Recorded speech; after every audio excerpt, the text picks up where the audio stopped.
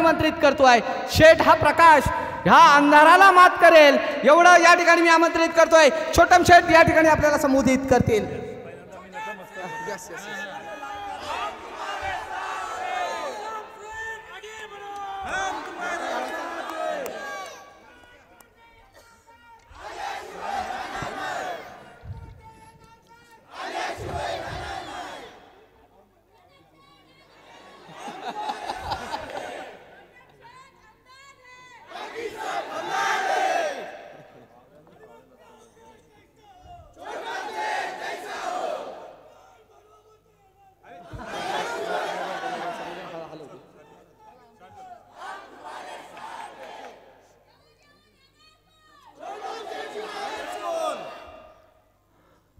सर्वांना माझा नमस्कार।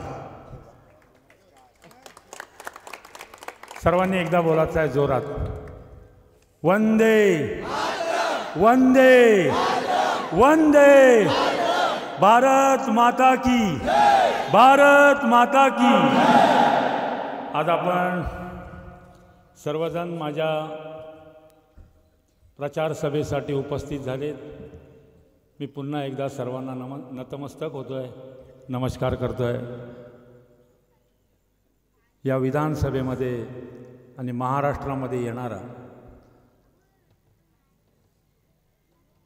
रायगड आणि रायगडमध्ये असणारे छत्रपती शिवाजी महाराज, महामानव डॉक्टर बाबासाहेब आंबेडकर, क्रांतिज्योती महात्मा फुले, आदिवासी क्रांती मुंडा, कोलीभूषण माजी आमदार नाकाची भगतसाहेब, गोरगरिबांचे नेते माजी आमदार ॲडव्होकेट दत्ता पाटील,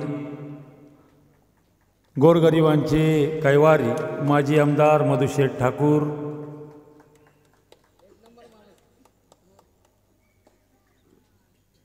माजी आमदार आणि राज्यमंत्री मीनाक्षीताई पाटील, शहीद निलेशजी तुंतुने, थोर निरूपणकार आप्पासाहेब धर्माधिकारी, माझे गुरुवर्य प्रभाकरजी राणेसाहेब, महाराष्ट्रभूषण डॉक्टर नानासाहेब धर्माधिकारी यांच्या स्मृतीस विनम्र अभिवादन करून आजच्या या सभेला मी सुरुवात करत आहे। मित्रांनो, आज जर आपण पाहिलं असंख्य प्रश्न आपल्यासमोर भेडसावत आहेत।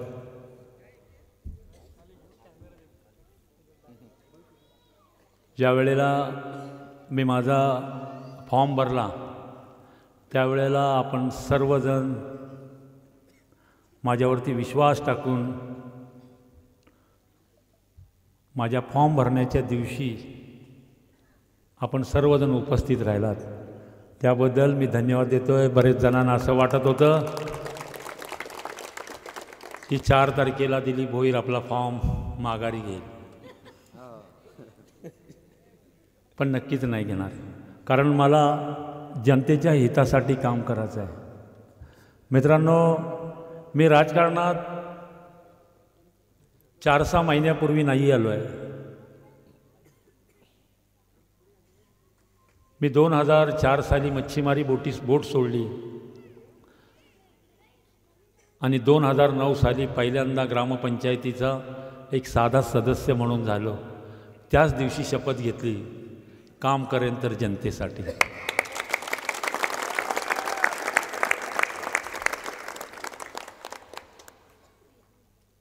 ज्या वेळेला लोकांबरोबर संवाद साधत असताना, ग्रामपंचायतीचं काम बघत असताना जिल्हा परिषदेची निवडणूक आली आणि त्या जिल्हा परिषदच्या निवडणुकीत पुन्हा एकदा मी उभा राहिलो। 2-2.5 वर्षाच्या कालावधीमध्ये पुन्हा जिल्हा परिषदेला उभा राहिलो। त्या मापगाव मतदारसंघातील सर्व जनतेने भरभरून मतांनी मला निवडून दिलं होतं।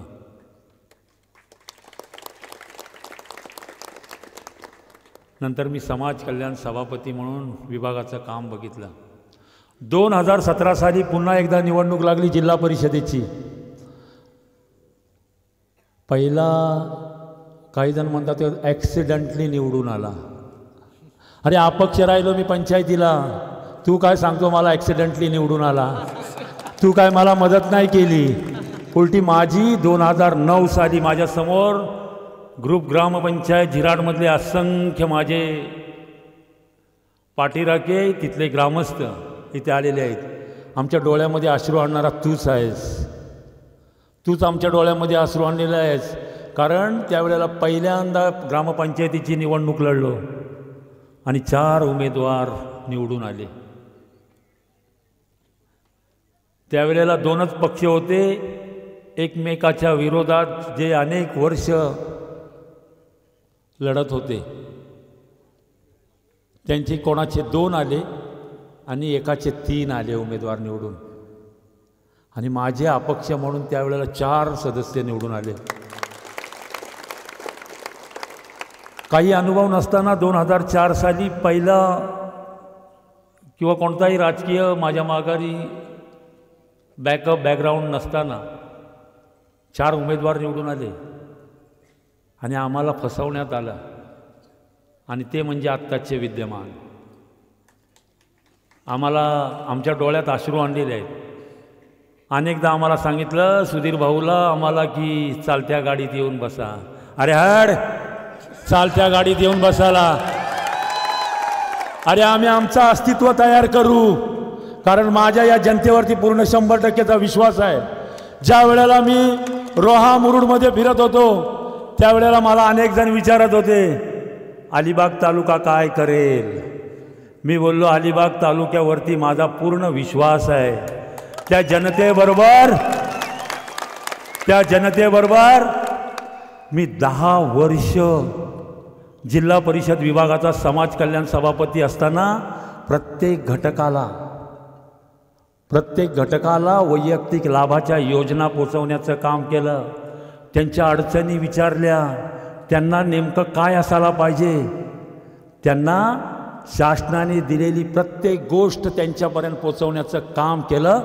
तो विश्वास माझ्या अलिबाग तालुक्यावरती होता. म्हणून त्यांना सांगितलं काय घाबरण्याची गरज नाही. अलिबाग रोहा आणि रोहा भातसईचा या विभागातल्या अनेक लोकांनी मला प्रश्न विचारले, तेही इथे उपस्थित आहेत. त्यांना मागितलं माझ्यावरती विश्वास आहे. मी अजून त्या एरियामध्ये फिरलोय नाही. आजही माझा पूर्ण प्रचार नाही झाला. माझ्याकडे अनुभव विधानसभेचा फार कमी होता प्रचाराच्या बाबतीमध्ये. अंतिम दिवसाकडे आलो आहे आणि धर्माजी लोबींनी सांगितलंय की सर्वांनी केलेला अंधार हा दिलीप भोईरला दिलेली टॉर्च आहे, बॅटरी हा प्रकाशमय करेल. हा 100%चा या जनतेचा, या विधानसभेच्या प्रत्येक घटकाचा, प्रत्येक जाती धर्माच्या प्रत्येक घटकाला माहिती आहे की आत्मविश्वासाने काम करेल तर हा एकच माणूस आहे, तो म्हणजे दिलीप विठ्ठल भोईर उर्फ छोटम.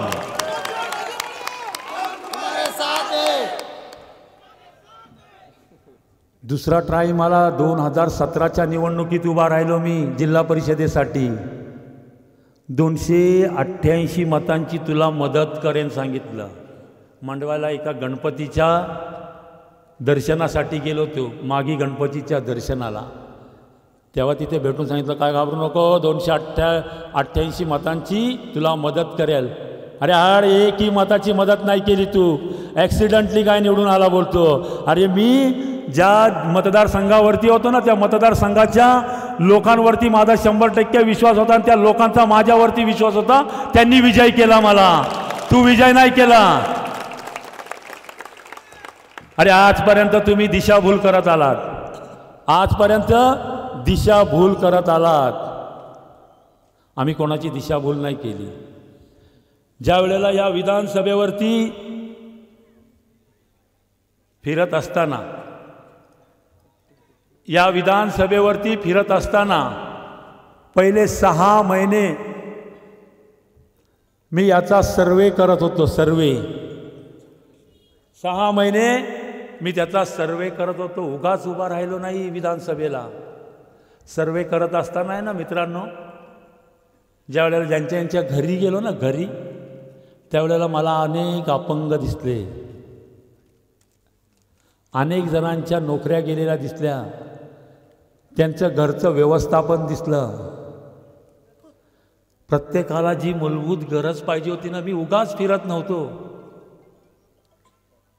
त्यांना नेमकं काय पाहिजे, तो हातावरती चालतोय, त्याला एक पाय नाही आहे, नोकरी गमावून बसलेला आहे. शासनाचं काम आहे, आपल्या इथल्या लोकप्रतिनिधींचं काम आहे, त्यांनी बघायला पाहिजे या गोष्टी. त्यांचं लक्ष त्याच्याकडे नाही आहे. त्यांचं लक्ष आहे 10% कसे मिळतील, 10% कसे मिळतील ह्याच्याचकडे लक्ष. लोकांना नेमकं या विधानसभेमध्ये प्रत्येक घटकाला काय पाहिजे ते नाही बघितलं. आमच्या ताई छायाताईंनी मगाशी सांगितलं की या रस्त्याची घोषणा झाली होती, या रस्त्याची घोषणा झाली होती की आम्ही निवडून आल्यानंतर सरकार आमचं आहे, सरकारचा आमदार आहे, मी हा रस्ता करणार आहे. 3.5 मुहूर्तातला मुहूर्त आला मित्रांनो. माझ्या नेत्यांनी मला सांगितलं, छोटम शेठ आज जाऊन नारळ वाढवा या रस्त्याचा. मी आलो खऱ्याने. मी माझ्या नेत्याला विचारलं, नारळ वाढवायला जाईन पण रस्ता चालू होणार असेल तर, नाहीतर नाही. कारण आत्तापर्यंत लोकांनी फक्त नारळ फोडून दिशाभूल केली. लोकांनी नारळ फोडून दिशाभूल केली. मी असा नाही आहे. जर तो शासनाचा निधी आहे, तो शासनाचा निधी मूलभूत गरजांसाठी आहे आणि त्या प्रत्येक घटकाला तिथे मिळाला पाहिजे. जेव्हा नारळ वाढवला, दुसऱ्या दिवशी हा मोठा तांडव झाला. दोन्ही प्रस्थापितांना प्रश्न पडला. दोन्ही प्रस्थापितांना प्रश्न पडला की अरे छोटम कसा काय नारळ वाढवू शकतं. अरे मग तुमच्या हातामध्ये सत्ता दिली होती ना, 40 वर्ष तुम्ही सत्ता भोगली, 5 वर्ष तुम्हालाही दिली. मग या लोकांनी या रस्त्यावरनं जाताना फक्त एकाच पक्षाचा माणूस जातोय का? सगळे पक्षाचे लोक जातात. त्यांना लोकव्यवस्था देण्याचं काम तुमचं आहे. तुम्ही त्यांच्याकडे दुर्लक्ष करताय. आणि ज्या वेळेला एक सामान्य माणसाने एक नारळ वाढवला, रस्ता चालू झाला, विधान सभामध्ये प्रश्न विचारला गेला की कसं चालू झालं, काय झालं, हा तांडव, कोणी येऊन रस्ता बंद केला. आणि आजपर्यंत या विधान परिषदेची वाट बघत होते. ज्यांना ठेका मिळाला आहे ना, त्यांना वारंवार सांगत होतो, मी श्रीरामाच्या मंदिरात नतमस्तक होऊन आलोय. आज जे बोलणार ना ते वस्तुस्थितीवर बोलणार, खोटं बोलणार नाही.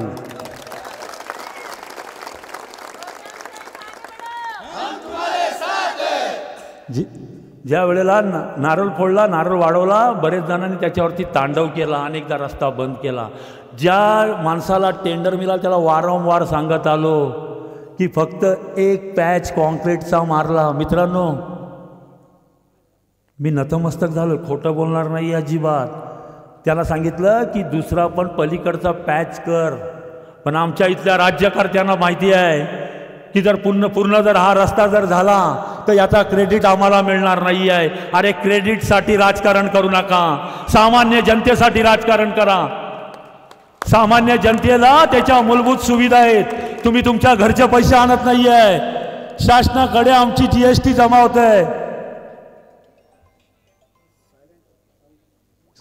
ज्या वेळेला आमची GST जमा होते त्याच्यातून आम्हाला नियोजन केलं जातं. इथल्या विधानसभेमध्ये प्रत्येक रस्ता, प्रत्येक घटकाला मिळणारं मंदिर, मिळणारं समाज मंदिर, त्याच्यानंतर प्रत्येक जाती धर्माच्या माणसासाठी प्रत्येक शासनाने हेड बनवलेला आहे. ज्या वेळेला विधानसभा फिरत होतो ना, त्यावेळेला काही गोष्टी अशा लक्षात आल्या माझ्या. मी आज देवाचा अपमान नाही करत, माझाही देवामध्ये भाव आहे, माझाही देवात भाव आहे. मी सकाळी उठल्यानंतर देवाजवळ नतमस्तक होतो. त्याला हेही सांगतो की मी देवा तुझ्याजवळ नतमस्तक होतो आहे. मी आत्ता सकाळी घरातून बाहेर पडतो आहे, संध्याकाळपर्यंत सुखरूप शांततेत घरी येऊ दे, हे देवाजवळ मागतो, दुसरं काही मागत नाही त्याच्याकडे. आणि ज्या वेळेला या विधानसभेमध्ये फिरत असताना अनेक गोष्टी माझ्या समोर आल्या. राजकारणाच्या दृष्टिकोनातून देवदेवतांचं राजकारण केलं जातं आहे. मंदिर आपल्याला पाहिजे आहे, देवामध्ये आमचा भाव आहे, देव आमचा आहे, देवासमोर आमचा गाराणा आहे आणि ऐकून घेणारा आमचा देव आहे. पण राजकारण्यांनी असं ठरवलं आहे, एक मंदिर दिलं की 5 वर्ष मतदान आम्हाला करा. अरे तू तुझ्या खिशातला आणतो का? तू तुझ्या खिशातला आणतो का? अरे शासनाकडे प्रत्येकाला हेड बनवलेला आहे, त्यातून देत आहे. बघा तुम्ही अजूनही RTI टाका, ग्रामपंचायतीला RTI टाका. RTI मध्ये जर तुम्ही सांगितलं की या श्रीरामाच्या मंदिरावर, हनुमानाच्या मंदिरावरती ग्रामपंचायतमध्ये RTI टाका आणि त्यातली वस्तुस्थिती बघून घ्या. वस्तुस्थिती बघून घेतल्यानंतर त्याच्यात कळेल की ग्रामपंचायतीने त्याचे पेपर शासनाकडे जमा दिले, जिल्हा परिषदेच्या प्रशासनाकडे.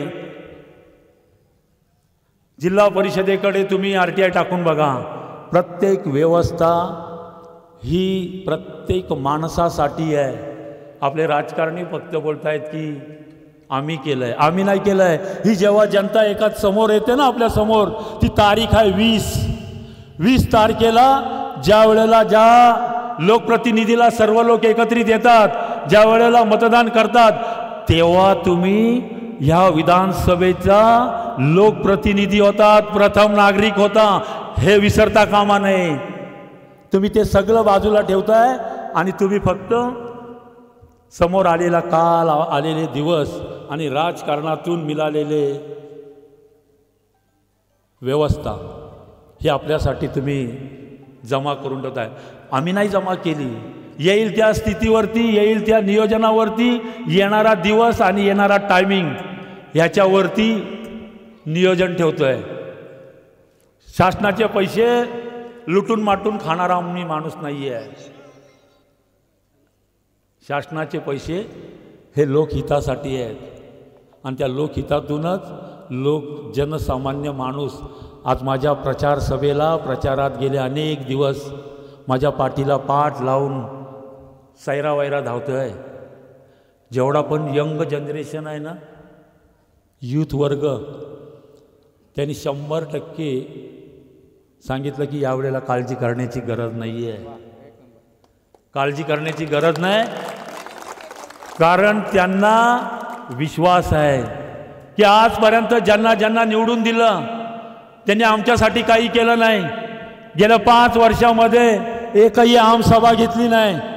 अरे आमचे प्रश्न मांडण्यासाठी पहिल्या ज्या वेळेला या इथल्या जनतेने निवडून दिलं, या विधानसभेने निवडून दिलं, त्यावेळेला शपथविधी घेताना पाहिलंय. पुन्हा 5 वर्षात एकदाही तुम्ही आमचा इथला एखादा प्रश्न मांडताना दिसले नाही आहे. तुम्ही एखाद्या मंत्र्याला निवेदन करून विकास मागितला असेल, पण आमच्या युवा वर्गाची जी पोकळी निर्माण झाली ना, ज्यांना जी त्यांची अवस्था आहे ना, आम्ही जे भूमिपुत्र आहोत ना, त्यांना आमच्या हाताला रोजगार नाही आहे ना, ते तुम्ही मागितलं नाही ना. अरे इथं मोठ्या मोठ्या आस्थापना आहेत, मोठ्या मोठ्या कंपनीज आहेत. अनेक लोकांना या भूमिपुत्रांच्या अनेक जणांच्या जमिनी गेलेल्या आहेत. आज साधारणतः 288 PAP RCFच्या आजही गेटवरती आंदोलन करत बसलेले होते, अजून गेल्या 3-4 वर्षापूर्वीपर्यंत. का तर आम्ही PAP आहोत, आम्हाला नोकरी मिळणं गरजेचं आहे, आम्ही भूमिपुत्र आहोत, आमच्या जागा गेलेल्या आहेत. त्या जागेचे काही लोकांनी सर्टिफिकेट घेतले का आता आमच्या मुलाला नोकरी मिळेल. इथे चांगल्या चांगल्या कंपनीज आहेत. एखादा प्रश्न मांडा ना तुम्ही सभागृहामध्ये की आमच्या भूमिपुत्रांचं काय, स्थानिक लोकांसाठी नोकरी आहे की नाही, आमच्याकडे पण क्वालिफिकेशन आहे. अरे ज्या वेळेला आईनी जन्म दिला आणि पहिल्यांदा अंगणवाडीत मुलाला टाकलं ना किंवा मुलीला टाकलं ना, तेव्हा तिने मनावरती हात ठेवला आणि सांगितलं आईवडिलांनी की माझा मुलगा आज अंगणवाडीत गेलाय किंवा मुलगी अंगणवाडीत गेले, ती चांगल्या हुद्द्यावरती जावी, तिला चांगली नोकरी मिळावी, तिच्या हाताला चांगला रोजगार मिळावा, तिच्या हाताला व्यवसाय मिळावा यासाठी त्या मुलीनी त्या आईने मुलाला वाढवलं. 10वी झाली, बोर्ड चालू झाला. 12वी चालू झाली, बोर्ड चालू झाला.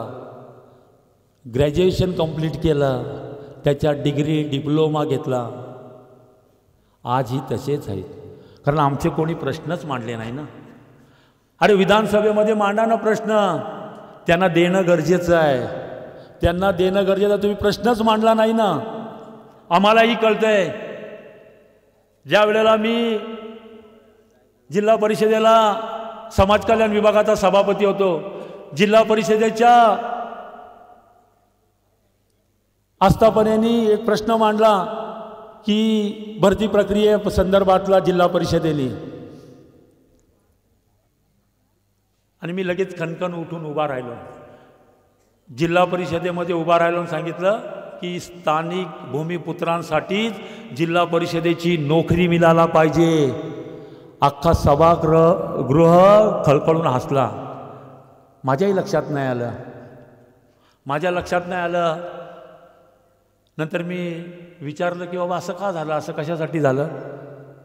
कारण कुठल्याही राज्यातला कुठलाही माणूस कुठेही नोकरी करू शकतो, हेही आम्हाला मान्य आहे. तेव्हा लक्षात आलं. लगेच 4थ्या महिन्यामध्ये 1 पोलीस ऑफिसर रिटायर, जिल्हा परिषदेचा CO रिटायर, यांना पहिल्यांदा बोलवून घेतले आणि स्पर्धा परीक्षा चालू केली.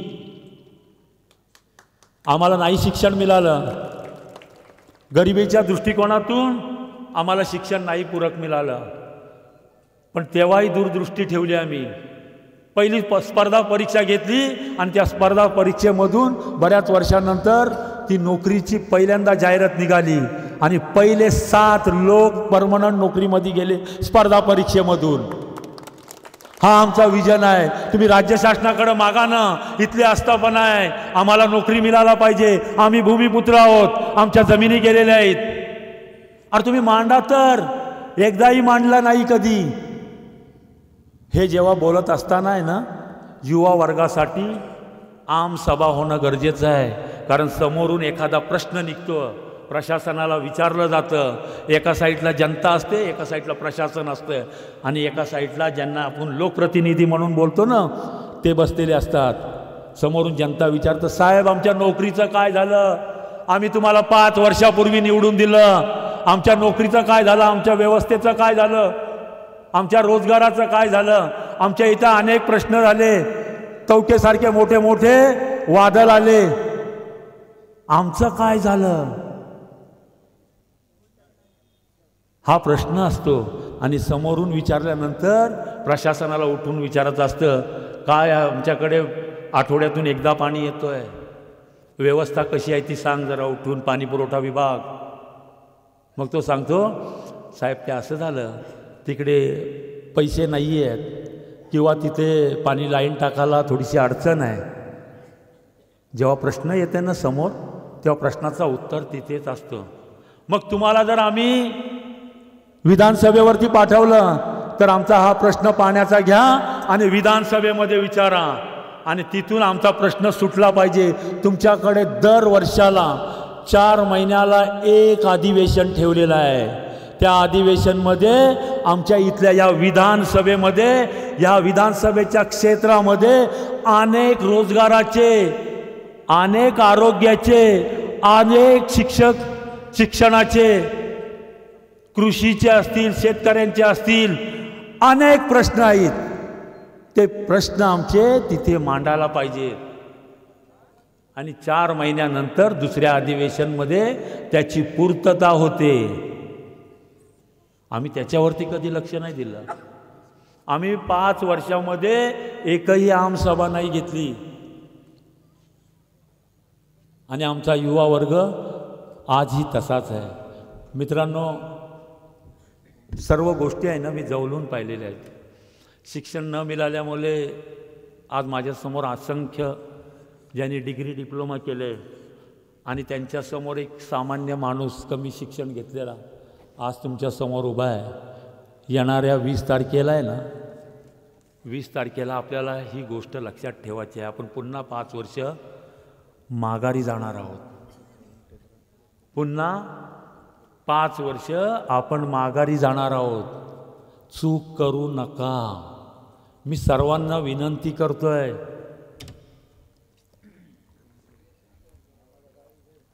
आपण चूक करू नका. 20 तारीख सर्वात महत्त्वाची आहे.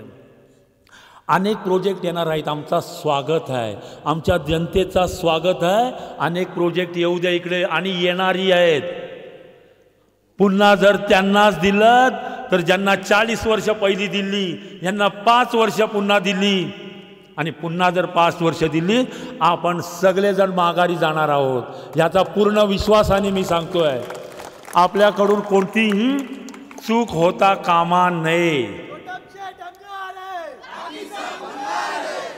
मित्रांनो, ज्या वेळेला कोविड काळ आला होता ना, कोविड काळ, ज्या वेळेला माझी मुलगी आहे माझ्यासमोर बसलेली, जजची परीक्षा द्यायला 18 तारखेला मुंबईत गेली होती.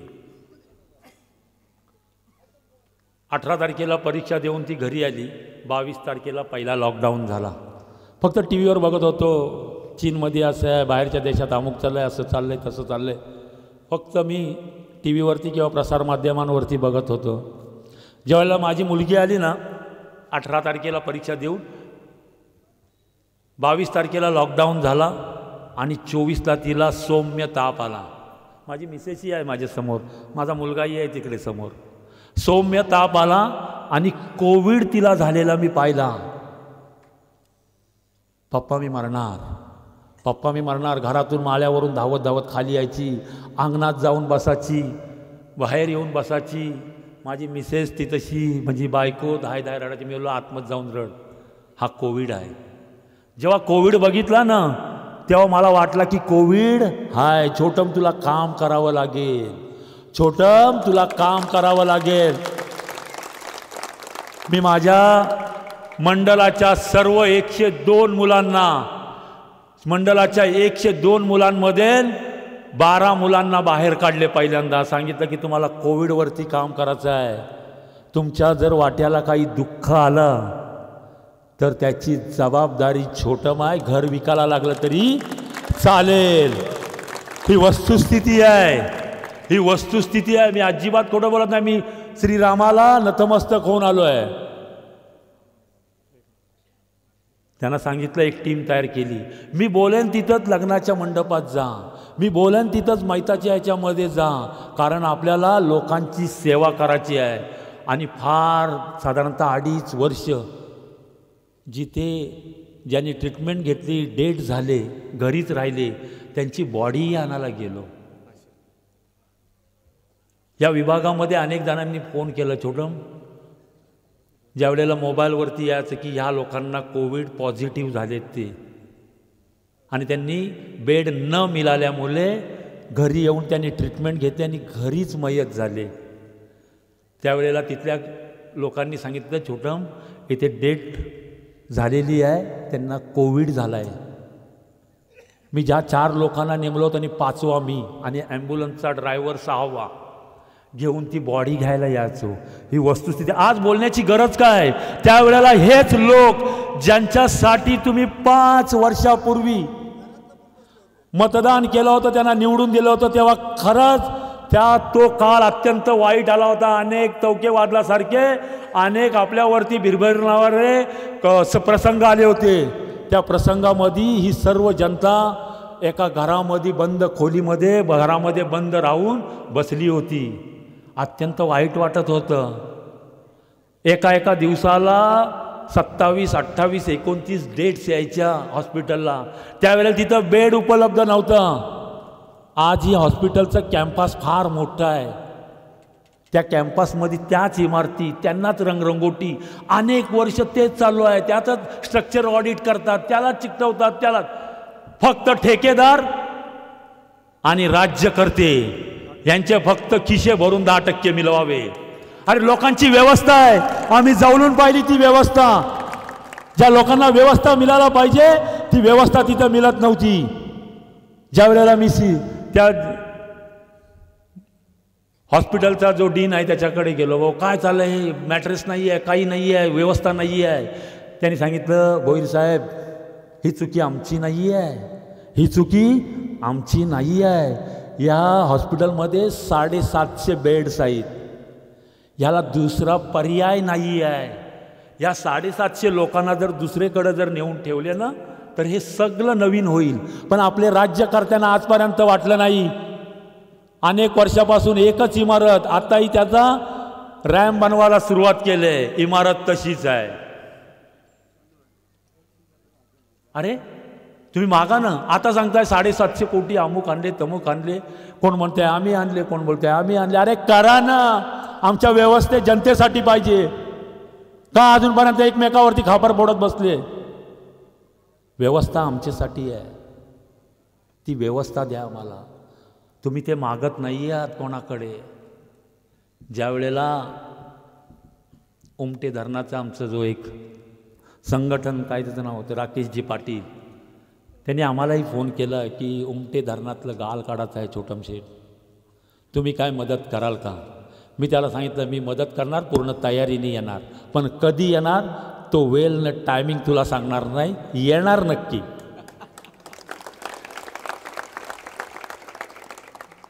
कारण राज्यकर्त्यांना आपली फक्त पोळी भाजायची आहे, आम्हाला पोळी नाही भाजायची आहे, आम्हाला व्यवस्था द्यायची आहे.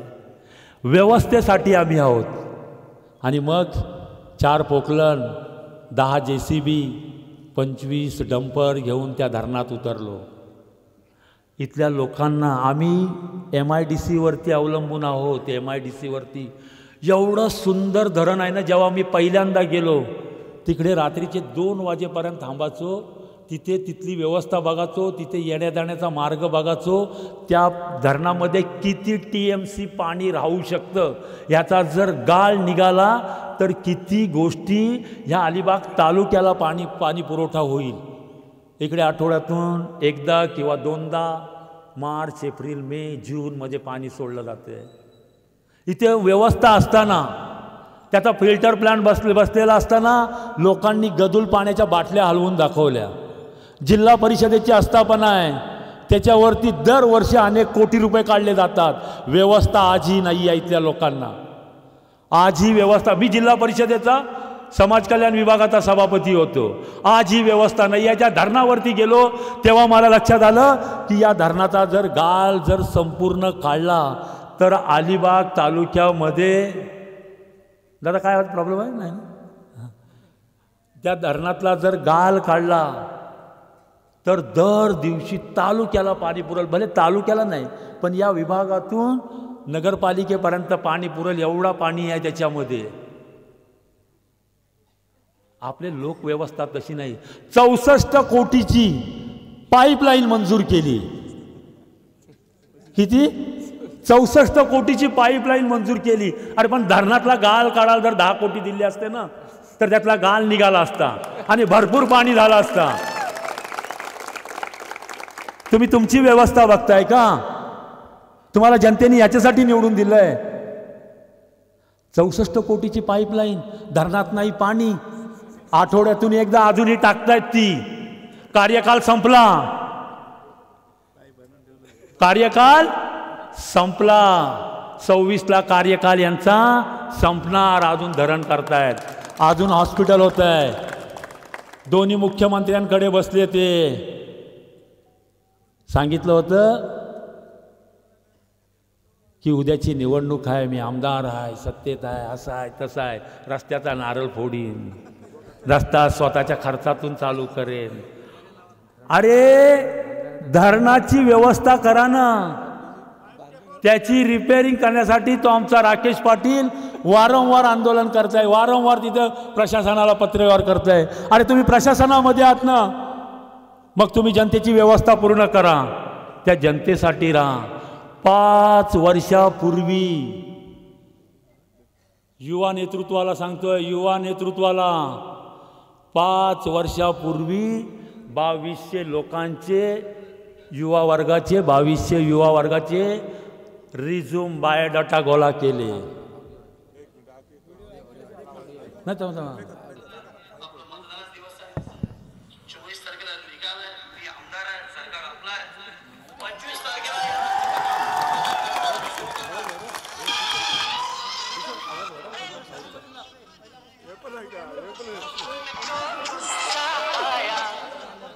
नाही थांब एकच मिनटं डिस्टर्ब होत आहे. थांब सुधीर आपा माहिती आहे ज्या वेळेला 5 वर्षापूर्वी युवा वर्गाने लक्षात घ्यायचं, युवा वर्गाने 5 वर्षापूर्वी ही निवडणूक जिंकण्यासाठी अनेक जणांचे रिझ्यूम म्हणजे बायोडाटा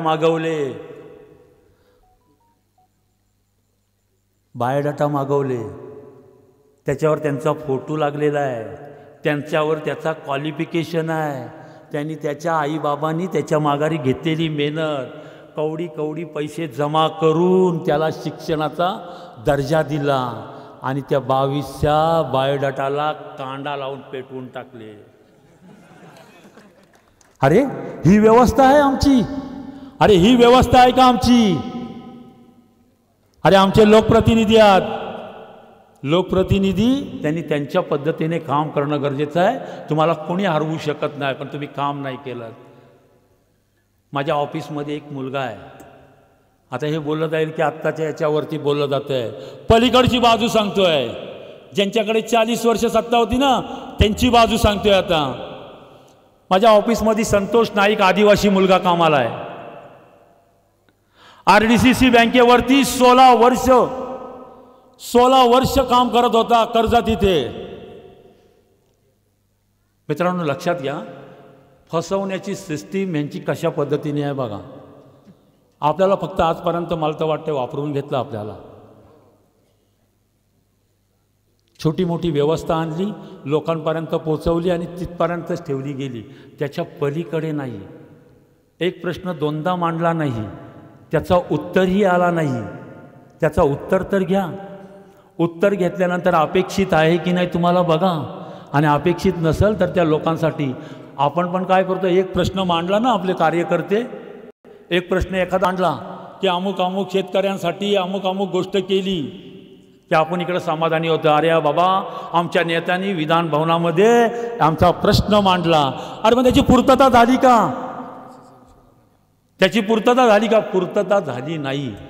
ज्या वेळेला RDCC बँकेमध्ये 16 वर्ष नोकरी करणारा मुलगा संतोष नाईक आदिवासी, एक दिवशी आहे ना, मी माझा भारतीय जनता पार्टीमध्ये पक्षप्रवेश झाला आणि पहिल्यांदा चंद्रशेखर विधान प्रदेश अध्यक्ष अलिबागमध्ये आले आणि ती मंडळी घेऊन येत होतो मी अलिबागला. तेव्हा त्या आदिवासीचा बाबा आहे ना, त्याला कोणीतरी विचारलं, बाबा रे रिक्षा कुठं लागल्यात, आम्हाला रिक्षेत बसायचं आहे. त्याच्या बाबांनी, त्याची नोकरी होती ना, त्यांनी सांगितलं रिक्षा तिथे लागल्यात बघ रे, तिकडे बसा जाऊ. दुसऱ्या दिवशी त्याला पाय उतार केला, दुसऱ्या दिवशी नोकरीवरून काढला त्याला. 16 वर्ष नोकरीवरती होता. ह्यांनी आजपर्यंत सोसायटीवरती कामाला ठेवलेत, बँकेत कामाला नाही ठेवले, सोसायटीवरती कामाला ठेवले. म्हणजे तुम्हाला कधीही काढू शकतात. आणि तोच मुलगा, त्याला नंतर किडनीचा प्रॉब्लेम झाला. मित्रांनो ही यांची परिस्थिती आहे, दिशाभूल किती. एकदा राजकारण्यांनी राजकारण्यासाठी जर काम नाही केलं ना, तर तुझी उचल बांगडी अनेक गोष्टींनी त्याच्या भावना दुखवण्याचं काम करणारी ही मंडळी आहे. असं नाही होता कामा. विधानसभेच्या प्रत्येक मतदाराला मी सांगतोय की प्रत्येकाने ह्या येणाऱ्या 20 तारखेला आपण पुन्हा माघारी जाणार आहोत, याचा गांभीर्याने विचार करा. मी मुद्दाम लाईव्ह राहिलो आहे कारण सगळ्या जनतेला कळलं पाहिजे. आमच्या सभेला आज व्यासपीठावरती असणारी जी मंडळी आहे ना, हे भिंगरी लावून रात्रंदिवस फिरतो आहे. ज्यांनी आजचा नियोजन केलं आहे ते अप्पाजी पालकर असतील, अमितजी म्हात्रे असतील या सभेचं, किंवा सुधीरजी चेरकर असतील, ह्यांनी नियोजन केलं आहे. आम्ही विधानसभा नाही बोलवली, हे त्यांनी बोलवले, तेच लोक आलेले आहेत.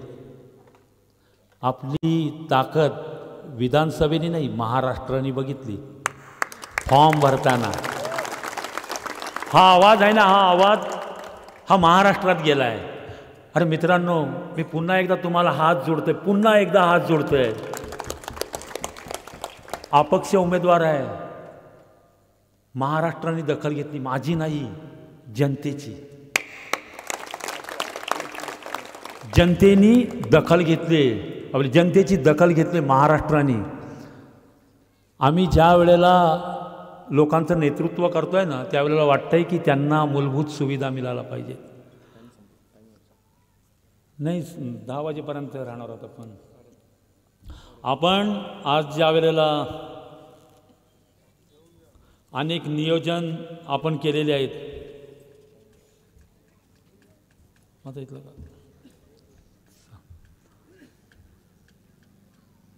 अलिबाग रोहा रस्ता सांगितला मी, 5 वर्षाची वस्तुस्थिती सांगितली. आपल्याला ह्या वेळेला सुसज्ज राहायचं आहे. आमची निशाणी आहे बॅटरी, आमची निशाणी आहे बॅटरी टॉर्च. ह्या वेळेला आपल्याकडून कोणतीही चूक होता कामा नये, कारण ही बॅटरी ज्यांनी अंधार करून ठेवला आहे ती प्रकाशाकडे घेऊन जाणारी आहे. प्रत्येक आमचा बलिराजा असेल त्याच्यासाठी अनेक विजन्स मी घेऊन आलेला आहे. आणि त्या विजन आज महाराष्ट्रामध्ये कुठलाही आमदार आपलं विजन प्रेझेंटेशन ठेवलेलं नाही. आम्ही आमचं प्रेझेंटेशन ठेवलं आहे. आणि वस्तुस्थिती आहे, या युवा वर्गाला माहिती आहे, इथल्या विधानसभेच्या प्रत्येक नागरिकाला माहिती आहे, विधानसभेमध्ये कार्यरत असलेल्या प्रत्येक जनतेला माहिती आहे, प्रत्येक घटकाला माहिती आहे की ह्या माणसावरती आमचा 100%चा विश्वास आहे. हा माणूस काहीतरी या विधानसभेसाठी करेल, पर्यटनाच्या दृष्टिकोनातून काम करेल, आमच्या आरोग्यासाठी काम करेल, शैक्षणिक काम करेल, क्रीडासाठी काम करेल आणि 100% करेन. कारण नतमस्तक झालं श्रीरामाचरणी. एक संधी मागतोय आपल्याकडे, आपण संधी द्यायची आहे. ज्या वेळेला 9 ऑगस्ट क्रांतिकारी दिवस आदिवासींचा होता, त्यावेळेला आम्हाला वेगळं बोललं गेलं आहे. त्यावेळेला आदिवासी समाजाचा मेळावा होता आणि त्यावेळेला त्यांनी वेगळ्या पद्धतीने टीका केली. आम्ही आमची कोळी बांधव आहोत. त्यांनी सांगितलं की इथला एक रामराजचा आणि एक वरंड्याचा, यांना दोघांना खलाशी म्हणून पाठवेल आणि छोटमला तांडल पाठवेल. अरे आमच्या जाती धर्मावरती बोलण्याची तुला गरज काय? तू काय आमचा पोट भरतो का? तू आमचा पोट भरतो का? कधी तुझ्याकडे 100 रुपये मागायला आलो का? कधी तुझ्याकडे आस्थापनेचं मागणी करायला आलो का? कधी नाही आलो, चुकूनही गेलो नाही. कारण 2009 साली पहिल्यांदा फसवलं होतं तुम्ही मला राजकारणाच्या दृष्टिकोनातून. ज्या वेळेला या साऱ्या गोष्टी करत असताना आपल्याला सर्वांना एकदा सांगेन की यावेळेला तुमचा हक्काचा माणूस आहे. आत्तापर्यंत मी दुसऱ्याचा पेन घेऊन चालत होतो, आत्तापर्यंत दुसऱ्याचा पेन घेऊन चालत होतो. आता तुमचा हक्काचा छोटम आहे, हक्काचा छोटम आहे.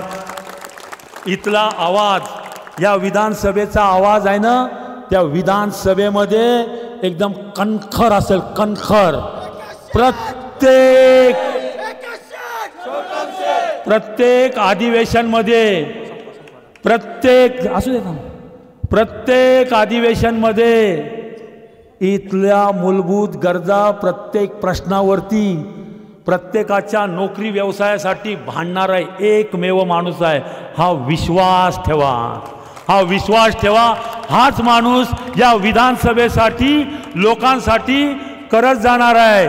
आपल्याला सर्वांना पुन्हा एकदा माझा मानाचा मुजरा, सर्वांना नतमस्तक, सर्वांना सप्रेम नमस्कार करून, माझी बॅटरी निशाणी टॉर्च आहे आणि या टॉर्च निशाणीवरती बहुमताने विजयी करायचा आहे. धन्यवाद. जय हिंद, जय महाराष्ट्र.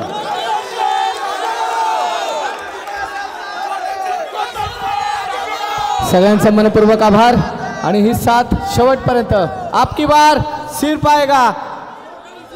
यस, या ठिकाणी सगळ्यांचा रजा, या ठिकाणी सगळ्यांना मनपूर्वक